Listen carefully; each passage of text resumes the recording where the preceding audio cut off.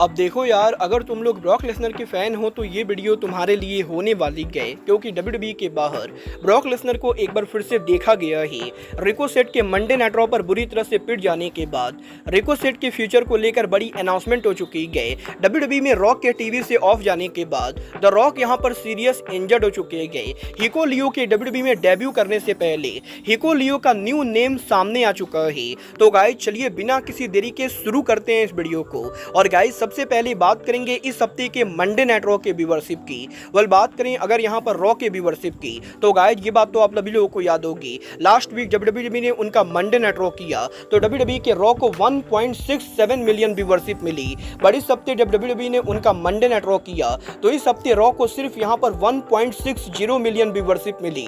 और basically viewership के मामले में इस हफ्ते का Monday night Raw last week के मुकाबले फ्लॉप रहा है। देखना बहुत ही दिलचस्प होने वाला है कि नेक्स्ट वीक WWE के रॉ को कितनी व्यूअरशिप मिलती है। बट गाइस चलिए फिलहाल आगे बढ़ते और बात करते हैं WWE में रिकोसेट के फ्यूचर की।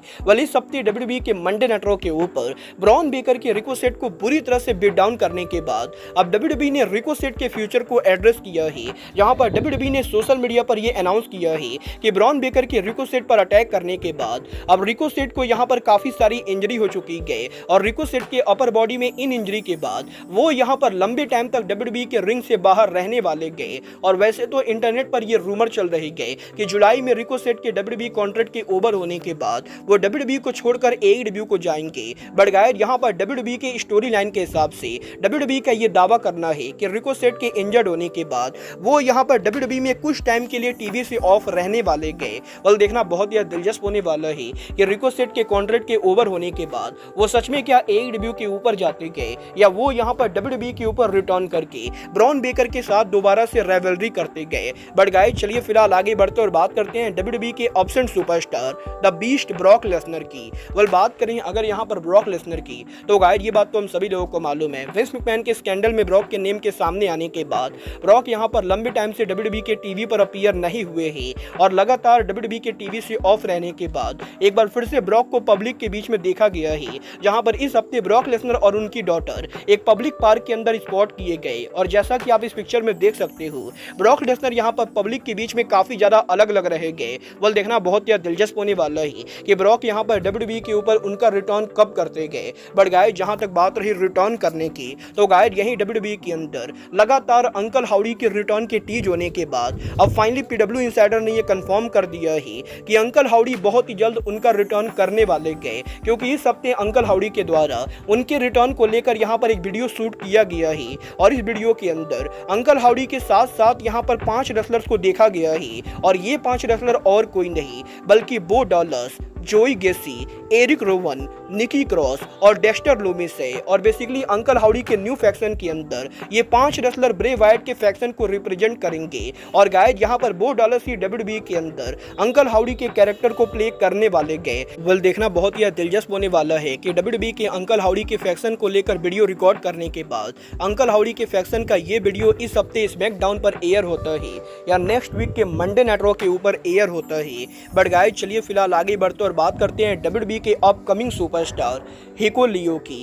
ये बात तो मैं आपको ऑलरेडी बता चुका हूँ। तमा तोंगा और तोंगा लुआ के WWE को ज्वाइन करने के बाद अब तमा तोंगा के यंगर ब्रदर हिको लियो भी WWE के ऊपर आ रहे गए। और हिको लियो ने ऑलरेडी NJPW कंपनी को लीव कर दिया है। और मल्टीपल रिपोर्टर के द्वारा ये कंफर्म कर दिया गया है कि हिको लियो के NJPW को लीव करने के बाद वो किसी भी टाइम पर WWE के ऊपर डेब्यू कर सकते गए। और यही हिको लियो के WWE पर डेब्यू करने से पहले अब WWE कंपनी हिको लियो के नेम को चेंज कर रही है। जहां पर इस हफ्ते WWE के द्वारा एक ऑफिशियल ट्रेडमार्क फिल किया गया है। जहां पर WWE ने ताला तोंगा को लेकर ऑफिशियल ट्रेडमार्क फिल किया गया है। और गाइस WWE के ताला तोंगा ऑफिशियल ट्रेडमार्क फिल करने के बाद PW इंसाइडर ने यह कंफर्म कर दिया है कि पॉसिबली WWE कंपनी हिको लियो को यहां पर ताला तोंगा नाम से WWE के अंदर डेब्यू कराएगी। और क्योंकि WWE के अंदर तमा तोंगा और तोंगा लुआ यहां पर नेम से यूज होते गए तो इसीलिए WWE इनके ब्रदर को को सेम नेम से यूज करने के लिए ताला तोंगा नाम से डेब्यू कराने वाली गए।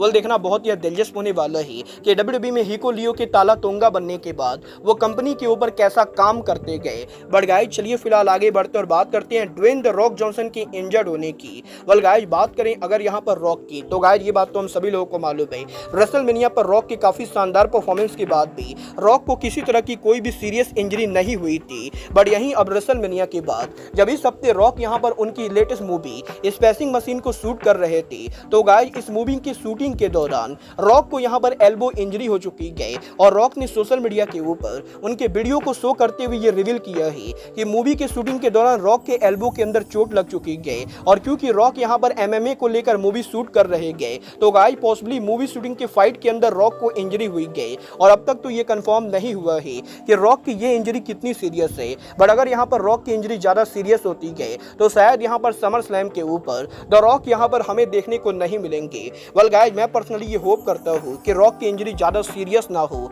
बट गाइस फिलहाल के लिए आज के इस वीडियो में बस इतना ही। मैं मिलता हूँ आपसे अपने अगले वीडियो में। बट गाइस तब तक के लिए good bye, good night and bang.